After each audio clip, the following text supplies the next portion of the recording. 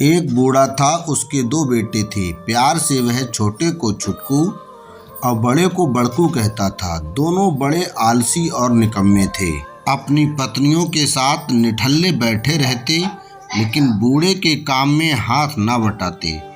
छोटा लड़का बड़े पर काम का दबाव डालता और बड़ा छोटे पर। अपने बेटों की लड़ाई देख बूढ़ा बहुत दुखी था।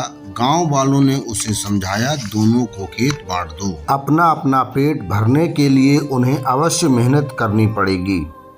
बूढ़े ने वैसा ही किया। उसके पास एक बड़ा खेत था। उसने आधा आधा दोनों में बांट दिया। अब उनके आगे परिश्रम करने के अलावा कोई चारा ना था। बूढ़ा एक महीने छुटकू के साथ खाना खाता और एक महीने बड़कू के साथ। थोड़े दिन वे अपने बूढ़े पिता को खाना खिलाते रहे, परंतु कुछ दिनों बाद खाना परोसते समय उनकी पत्नियां नाक भौं सिकोड़ती और कहती, ऐसे कब तक खिलाएंगे इस बुढ़े को। दिन भर बैठा बैठा खाट तोड़ता है और रोटियां हजम करता है। बहुओं के तानों को सुनने के अलावा बूढ़े के पास कोई और चारा भी तो न था। वह चुप रहकर सब सहता। एक दिन दोपहर हो गई, किसी ने उसे खाना नहीं दिया। वह भूख से बिलबिलाता हुआ बोला, खाना दे दो बहू, आज खाना नहीं बचा है, शाम को खा लेना। बहू का ऐसा रुख या रूखा जवाब सुनकर वह दूसरी बहू के पास गया। उसने खाना मांगा तो बहू बोली, इस महीने बड़ी के साथ खा रहे हो, मेरी बारी तो अगले महीने आएगी। बूढ़े ने घर छोड़ने का फैसला कर लिया। गांव के कुएं पर जाकर उसने पेट भर पानी पिया और डंडा टिकाता हुआ दूसरे गांव चला गया। लोगों का छोटा मोटा काम करके वह पेट भरने लगा। धीरे धीरे एक वर्ष बीत गया। उसे अपने बेटों का हाल जानने की उत्सुकता हुई तो वह पुनः अपने गांव आ गया। बूढ़े को इतने दिनों बाद देखकर उसके बेटों और बहुओं को बहुत आश्चर्य हुआ। बड़ी बहू ने उसे गौर से देखा। उसकी नज़र कमर में लटकी थैली पर अटक गई।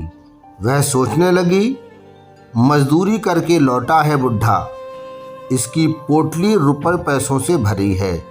झट घूंघट काढ़ा आगे बढ़कर बोली, कहाँ चले गए थे पिताजी, आइए बैठिए, भोजन कर लीजिए।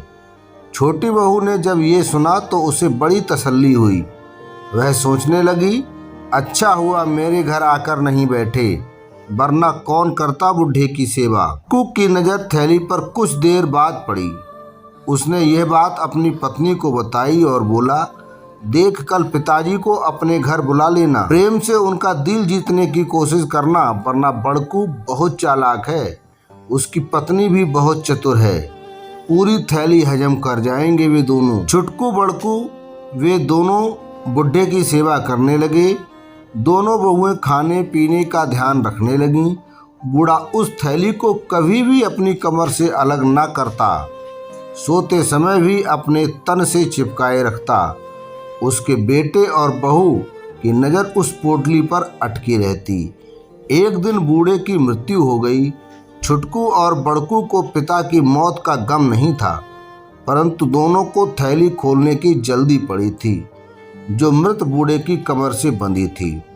बड़कू ने थैली खोलनी चाही, छुटकू बिगड़ पड़ा। दोनों थैली पर अपना अपना हक जताने लगे। गांव वाले शोर सुनकर आ गए। उन्होंने उन्हें लड़ने से रोका और कहा कि थैली के धन को तुम दोनों आधा आधा बांट लो, लड़ क्यों रहे हो। गांव के सरपंच ने थैली खोली तो देखा, सभी दंग रह गए। उसमें मिट्टी, कंकड़, पत्थर के छोटे छोटे टुकड़े थे। छुटकू, बड़कू एवं उनकी दोनों पत्नियां गांव वालों के सामने मुंह लटकाए खड़े थे और थैली में भरे उन कंकड़ पत्थरों को देख रहे थे। सरपंच बोला, मूर्खों, तुम्हारा पिता एक अच्छा इंसान था, परंतु तुम्हारे दुर्व्यवहार ने उसे ये कपट भरी थैली बांधने को मजबूर कर दिया। तुमने जो बुरा व्यवहार उसके साथ किया है, उसका फल तुम्हें